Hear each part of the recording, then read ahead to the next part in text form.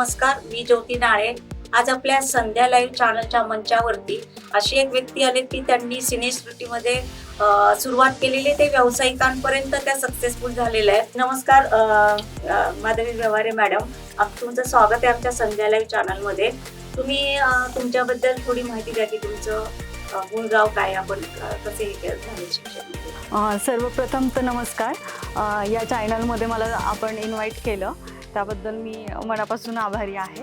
आणि माझ्याबद्दल जर सांगायचं झालं मूळ गाव किंवा माझं शिक्षण याबद्दल थोडंफार, तर मी मुळात तळेगाव ढमढेरे इथली, आणि मी खूप प्राऊड फील करते की मी या गावची मुलगी आहे, कारण खरंच खूप ऐतिहासिक गाव आहे ते.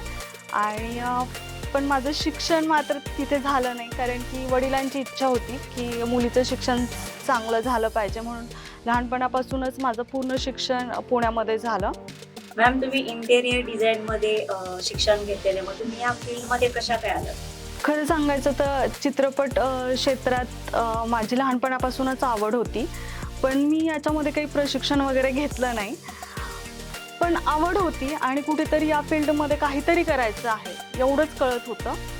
पण काहीच माहिती या क्षेत्राबद्दल नाही किंवा या क्षेत्रातील कुठेच कॉन्टॅक्ट नाहीत माझे.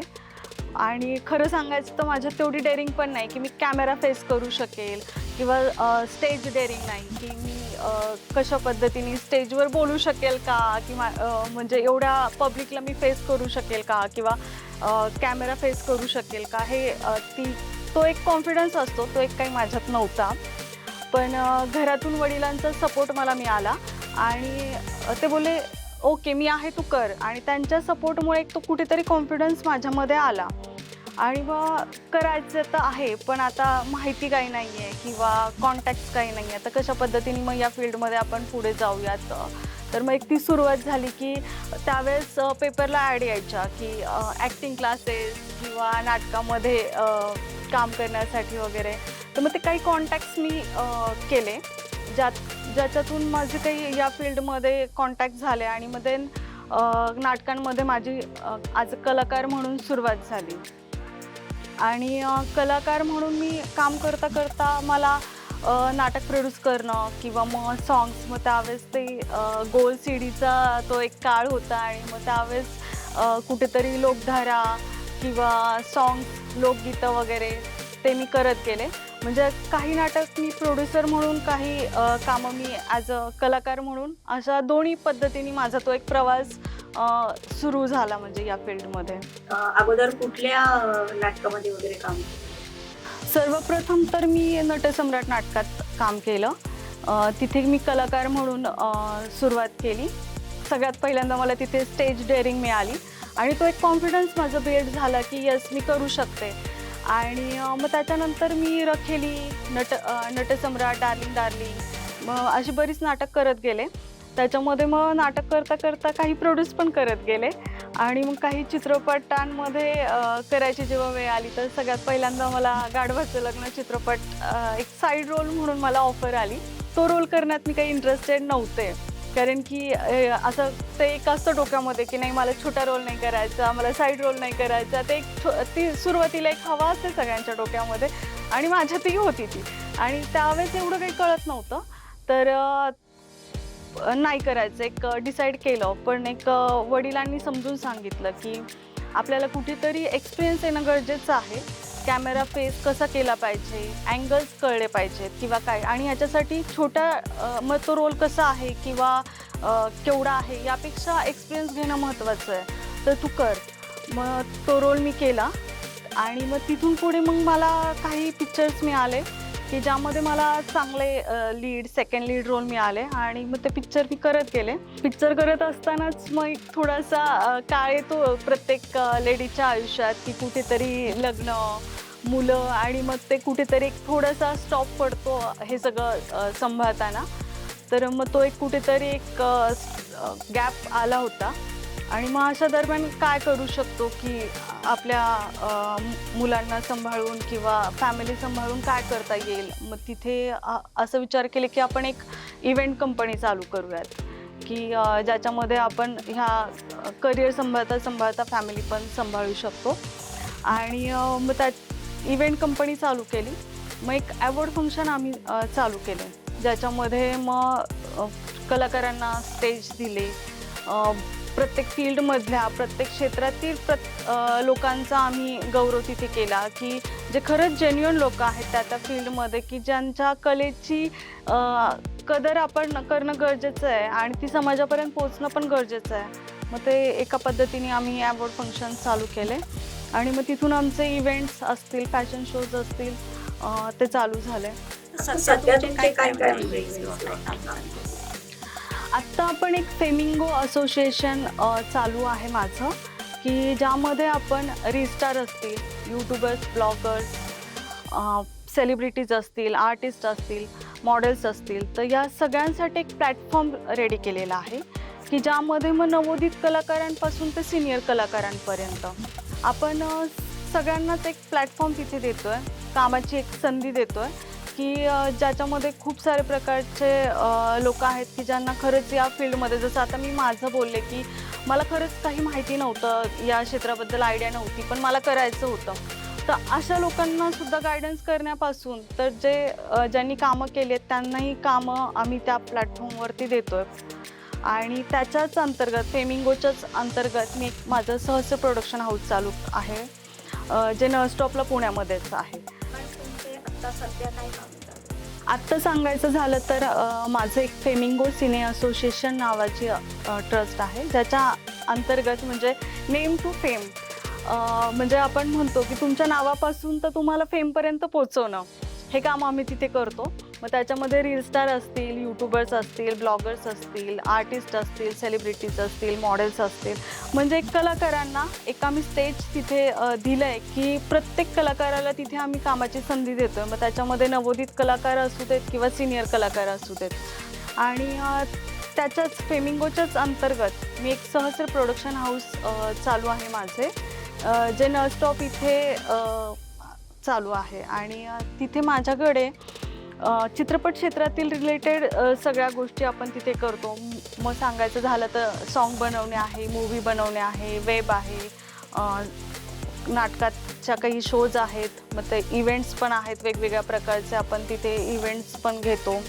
मग मेकअप रिलेटेड सेमिनार्स आहेत, पर्सनॅलिटी डेव्हलपमेंट या रिलेटेड काही सेमिनार्स आहेत. मग त्याच्यामध्ये पॉडकास्ट शूट असेल किंवा मग तुमचं एडिटिंग रिलेटेड काही गोष्टी असतील, फोटोशूट असेल, फॅशनच्या रिलेटेड गोष्टी आहेत, म्हणजे इन्क्लुडिंग या फील्ड्स रिलेटेड ज्या काही गोष्टी आहेत त्या आपल्या आत्ता तिथे सगळ्या चालू आहेत.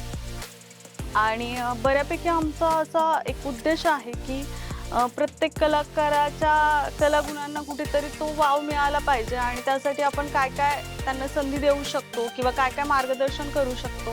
तर या पद्धतीने आम्ही सगळे उपक्रम तिथे राबवतो आता सध्या. म्हणून तुमचा हा जो प्रवास आहे इथपर्यंत, तर या प्रवासातला एखादा आनंदाचा क्षण किंवा तुमच्या लक्षात राहिलेलं एखादी काही गोष्ट सांगू शकता का? या प्रवासामध्ये म्हणायचं तर खूप आनंदाचे क्षण माझ्या लाईफमध्ये आलेत, पण त्यातला एक वेगळा आनंदाचा क्षण असा आहे की मी आता हे जे सांगितलं की चित्रपट क्षेत्राच्या रिलेटेड, तर मला एक नेहमी असं वाटायचं की माझ्याकडे बऱ्याच महिला अशा यायच्या की ज्यांना खरंच काहीतरी प्रॉब्लेम्स आहेत किंवा काहीतरी बिझनेस करायचं आहे पण कळत नाही आहे, किंवा कुठेतरी स्वतःचं फॅमिली लाईफ जगताना कुठेतरी आनंद घ्यायचा आहे. तर मग मला असं सतत कुठेतरी वाटायचं आतमध्ये की यांच्यासाठी मी काय करू शकते. हां, तर मग त्यासाठी मी एक सखी धडाकेबाज महामंच चालू केला, जो फक्त महिलांसाठी आहे. आणि माझ्याकडे त्याच्यामध्ये खूप साऱ्या महिला जॉईन आहेत आणि मग त्यांच्यासाठी आम्ही एक वेगवेगळ्या प्रकारचे उपक्रम तिथे राबवतो. मग त्याच्यामध्ये सामाजिक उपक्रम आहेत, मग ते त्यांच्या व्यवसायाच्या रिलेटेड आहेत, की म्हणजे एखाद्या महिलेला व्यावसायिक प्रशिक्षण देण्यापासून तर तिच्या व्यवसायाची प्रगती करण्यापर्यंत तिला काय काय आम्ही देऊ शकतो, असे उपक्रम आम्ही तिथे राबवतो. त्याच्यामध्ये मग त्यांच्या स्वतःच्या आनंदासाठी मग एंटरटेनमेंटचे काही प्रोग्राम्स घेतो. बऱ्याचशा माझ्याकडे एजेड पण महिला आहेत की ज्या खूपच म्हणजे 70+ आहेत, मग यांना धार्मिक गोष्टींमध्ये इंटरेस्ट असतो.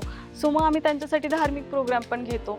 म्हणजे पाहायला गेलं तर महिलांच्या स्वतःच्या प्रगतीपासून तर देशाच्या प्रगतीपर्यंत, सामाजिक प्रगती करण्यापर्यंत काय काय आम्ही त्याच्यामध्ये उपक्रम देता येईल ते सगळे देतो.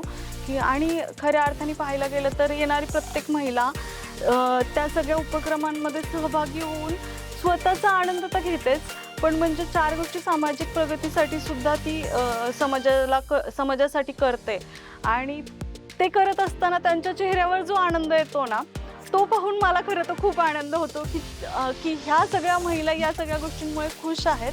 आणि ते बघताना म्हणजे मी खरंच खूप हॅपी फील करते की काहीतरी म्हणजे करू शकतो आपण देशासाठी किंवा समाजासाठी, ह्याचा एक वेगळा आनंद येतो. तेव्हा आपला जो हा प्रवास आहे तर चित्रपट सृष्टीतला आहे आणि इथपर्यंत बिझनेस पण आहे. आपल्याला लेडीजच्या दृष्टीने, संरक्षणाच्या दृष्टीने आपल्याला एखादा असा काही प्रसंग आला का की त्याच्यामुळे तुम्हाला काही भीती वाटली किंवा असा काही प्रसंग, विचित्र प्रसंग तुमच्या या प्रवासामध्ये आलाय का? कारण आज प्रत्येक स्त्रियांच्या बाबतीमध्ये सिक्युरिटीला खूप महत्व आहे.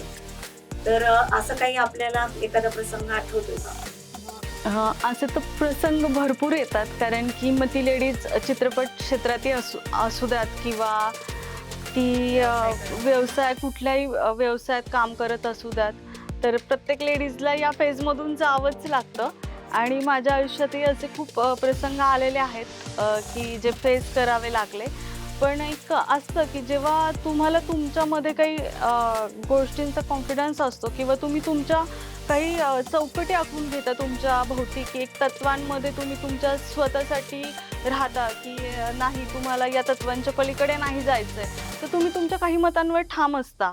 आणि तिथे मग तुमच्या आजूबाजूला घडणाऱ्या गोष्टींचा तुमच्यावर असं नाही होत, कारण की तुम्ही त्या तत्वांना सोडून नाही वागत. मग काही गोष्टी करताना तुम्हाला थोडा टाईम लागू शकतो, काही लोकांचं म्हणणं तुम्हाला मान्य नाही होत, किंवा जेव्हा तुम्ही तुमची मतं ठामपणे मांडता तेव्हा समोरच्यांची मतं ॲक्सेप्ट करणं किंवा नाही करणं हेही एका स्त्रीच्या हातात आहेच आहे शेवटी.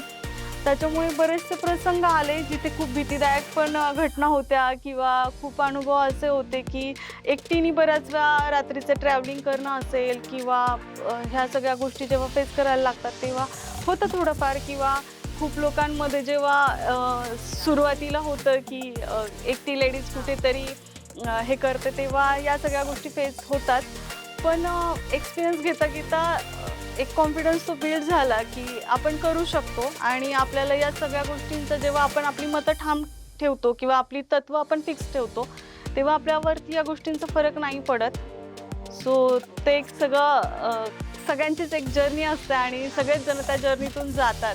पण खरं सांगायचं तर महिला अशी एक आहे की जिच्यामध्ये ती शक्ती आहे की जी म्हणजे प्रत्येक संकटांना, अडचणींना ती तोंड देऊ शकते. त्याच्यामुळे प्रत्येकजण करू शकतं ही जर्नी कंप्लीट. मॅम, आपण आमच्या संध्या लाईव्ह चॅनलच्या मंचावरती आलात आणि एवढी चांगली आपण माहिती दिली, तर त्याबद्दल मी धन्यवाद. आणि तुमच्या जे पुढचे कलाकार आहेत किंवा तुमचे जे अपकमिंग इव्हेंट आहेत किंवा तुम्ही त्या महिलांसाठी एवढं चांगलं काम करत आहेत आणि कलाकार म्हणून पण एक चांगल्या पद्धतीने काम करत, त्यासाठी आमच्या संध्या लाईव्ह चॅनलकडून खूप खूप शुभेच्छा. थँक्यू तुम्ही मला इथे बोलवलं आणि माझं मत मांडायची मला संधी दिलीत. आणि आपल्या असाच सपोर्ट मला जर मिळत राहिला तर मी नक्कीच कलाकारांसाठी असेल, महिलांसाठी असेल, तर मी नक्कीच काहीतरी करू शकेल. त्यामुळे थँक्यू सो मच. आणि पुन्हा तुम्ही आमच्या संध्या लाईव्ह मंचावरती याल अशा मी अपेक्षा करते. धन्यवाद.